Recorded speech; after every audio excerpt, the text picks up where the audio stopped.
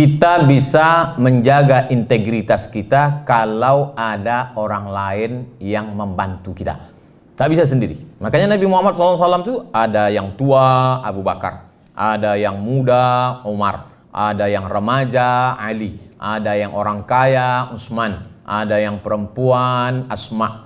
Membawakan makanan ke atas ketika mau hijrah. Mesti ada orang lain.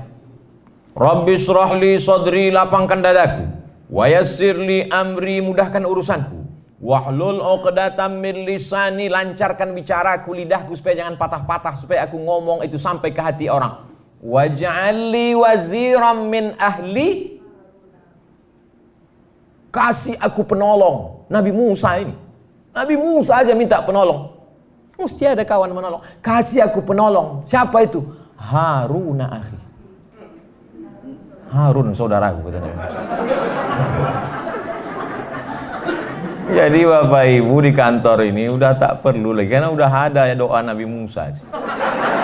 Harun akhi. Betul. Masuk saya ke ruangan Pak Dr. Harun SHMH, saya tengok piagam penghargaan dari Menpan. Kalau orang dihargai oleh institusinya sendiri dari atasannya biasa.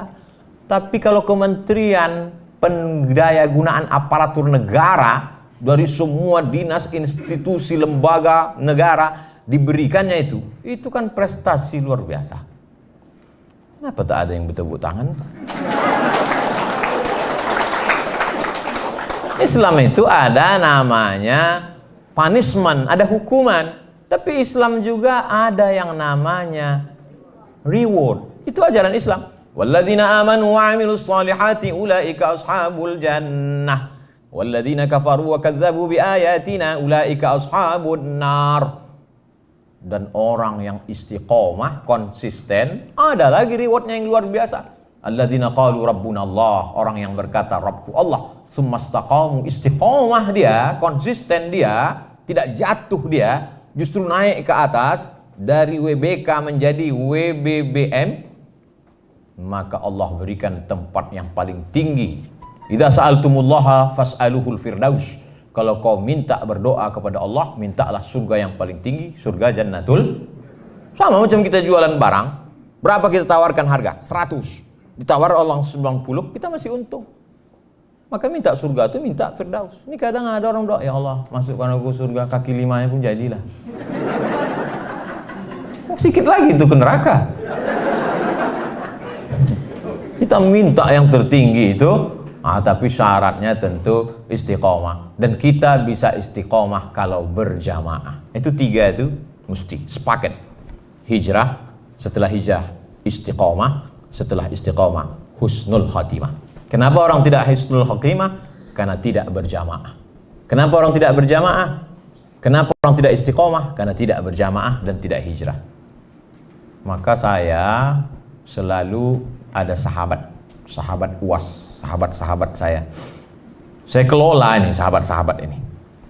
Ke UIN IAIN waktu itu namanya IAIN Pekanbaru, UIN IAIN Suska. 96 saya masuk, tak selesai, setahun kuliah pindah ke Mesir. Kelola. Di Mesir pulang ada angkatan. Kelola. Aliyah juga begitu. Kelas 3 Aliyah Nurul Falah Air Molek Indragiri Hulu Riau. Ada alumni. Maka saya masuk di alumni ini. Kelas 3 di Nurul Falah Air Molek. Kelas 2 di Muallimin Al-Wasliyah. Kelas 1 di Pesantren Darul Arafah. Sekarang 3 sekolah ini mengakui saya alumninya. Tahun lalu saya ceramah bulan Februari di UKM, University Kebangsaan Malaysia. Diundang saya ceramah. Saya waktu itu cemas juga di situ. Karena dulu saya sempat di UKM itu 2 semester. Dan seingat saya harga 1 semester Rp1.800. Saya baru bayar setengah. Jangan-jangan ini diundang nih mau mereka tagih. Di depan profesor-profesor datanglah seorang profesor mengatakan ada definisi baru tentang alumni, katanya. Alumni gitu. Bahwa sesiapa sahaja yang belajar selama 4 entah 4 hari, pokoknya saya masuk lah. Maka dia sudah dianggap alumni, dan Ustadz Abdul Somad merupakan salah seorang daripada alumni UKM. Tepuk tangan semua. Saya lah yang paling bahagia waktu itu. Bersahabat. Jadi kalau saya datang di mana-mana tuh saya menganggap sahabat. Begitu juga dengan saya ceramah di sini bersama sahabat. Kalau ceramah yang betul-betul orasi dengan orang lain kan tak begini bunyinya. Tentu kita jaga wibawa kita kan. Karena ini kan macam ngobrol aja, macam cerita. Singgahlah saya ke rumah seorang ibu tua. Umurnya hampir 80, profesor doktor. Saya selalu dengar ceramah Ustadz, saya senang, saya amalkan, dan lain saya senang. Terus cerita. Kemudian anaknya mengatakan, ceramah itu ada 3 Ustadz Somad. Yang pertama, ceramah orator, orasi. Itu adalah monolog. Sendiri dia saja. Yang kedua adalah ceramah yang model drama. Dihafal teksnya, lalu dia seperti orang di atas pentas sedang berdrama. Yang ketiga adalah model ceramah dialogis, seperti bercerita dengan jamaah. Ustadz Somad, penilaian saya pada ceramah model dialogis. Ustadz seolah-olah sedang bercerita dengan jamaah, kata dia.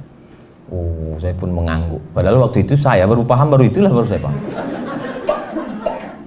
Saya lebih mengedepankan dialog dengan orang. Makanya setiap kajian itu selalu saya buka tanya jawab. Supaya apa? Supaya ada 2 arah. Tapi beda menegur jamaah dengan menegur ustadz. Kalau ustadz menegur jamaah depan orang banyak. Tapi kalau jamaah menegur ustadz tak bisa. Dia mesti 4 mata. Ustadz, ada yang mau saya sampaikan. Apa itu? Ada foto yang mau saya tunjukkan. Mana dia? Ini. Oh, tahu ustadz salahnya di mana? Iya, peci saya miring. Ternyata peci kita miring pun kita tak tahu kalau tidak dikasih tahu orang.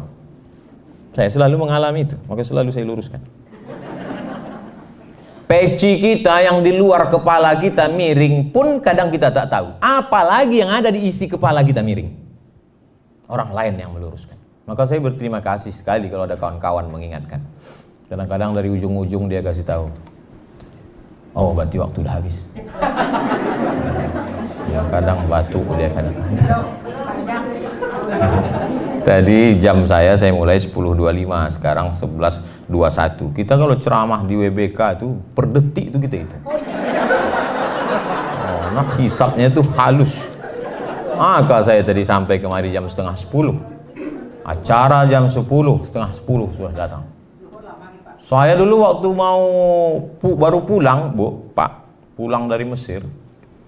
Dulu kami ketika belajar di Maroko, tempat saya belajar namanya Darul Hadis. Itu kalau kita jalan di belakang dosen, duluan dosen itu masuk kelas, dikuncinya. Yang di belakang dia tak boleh masuk.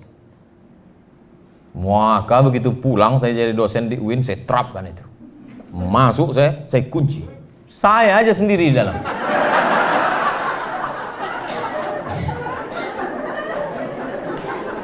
Lama-lama saya berpikir, sesudah sebulan 2 bulan 2 kemungkinan.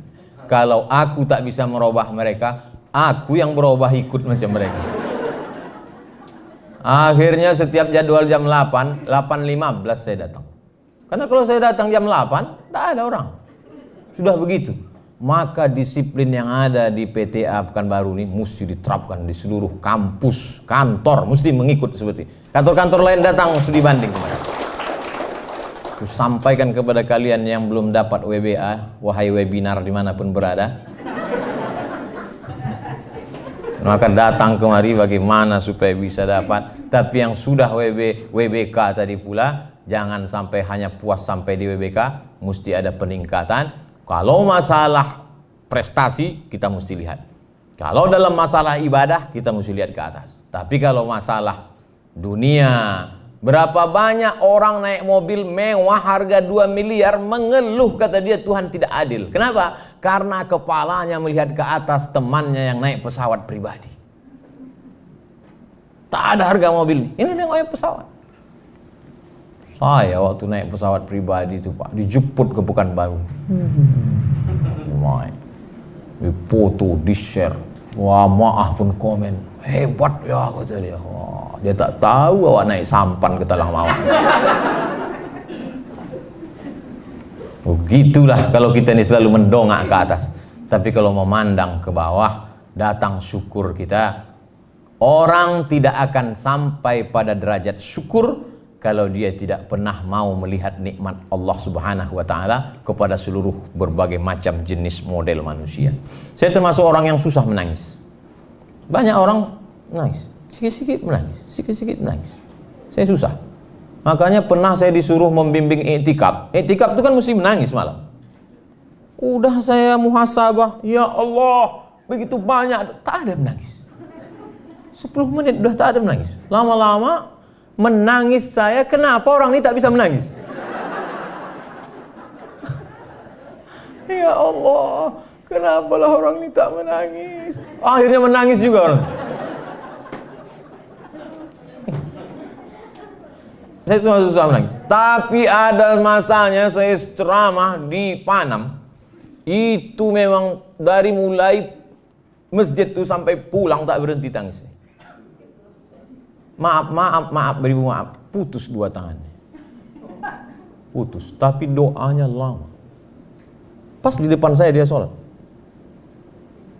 Hancur hati saya menengok. Kenapa tangan dia putus tapi doanya panjang? Tanganku lengkap berdoa di, bahkan tak berdoa lagi. Kanan kiri pur ke kantin.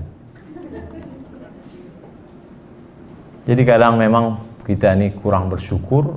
Efek dari kurang bersyukur itu kita tidak menganggap bahwa hidup ini nikmat. Kita tak menganggap ini nikmat. Makanya kalau ada jamaah mengatakan, Ustadz enggak capek naik pesawat ke Surabaya, habis itu ke Jakarta, habis itu ke Medan, habis itu ke Makassar. Selalu tuh banyak jamaah yang komen gitu. Ustaz nggak capek? Dalam hati saya, kan cuma duduk di pesawat. Dulu ke Pasir Pangarayan 4 jam. Ke Bagan Api-Api 7 jam. Ke Tembilahan 7 jam. Belum lagi jembatannya. Cuman tak saya sebutkan itu. Nah, kalau saya biar nampak bergaya sedikit kan. Jadi apa yang dilihat orang suatu kesulitan, itu belum ada apa-apanya dibandingkan perjuangan kita dulu. Saya selalu mengingat-ingat itu. Saya selalu mengenang-enang itu supaya saya bersyukur kepada Allah. Saya tulis itu. Ada buku diary yang selalu saya baca. Saya tulis. 2009 sampai ke Pekanbaru, pembagian jadwal ceramah. Asar jam 4 ku survei tempatnya. Masuk jalan Garuda Sakti, ujung belok kiri, habis aspal, jalan tanah, lampu 5 watt. Nah disitulah jadwal. Supaya datang syukur kita kepada Allah SWT. Foto pun begitu. Foto itu saya simpan. Foto saat-saat susah, saat-saat sulit. Supaya kita bersyukur kepada Allah Subhanahu wa Ta'ala. Saya hari ini sedang berhadapan dengan orang-orang yang punya masa lalu, yang sehari ini diangkat Allah derajatnya, dan dia menjadi orang-orang yang bersyukur. Dengan bersyukur itulah Allah akan menambah nikmat iman Islam kita. Kita menjadi istiqomah dan mati dalam keadaan husnul khatimah.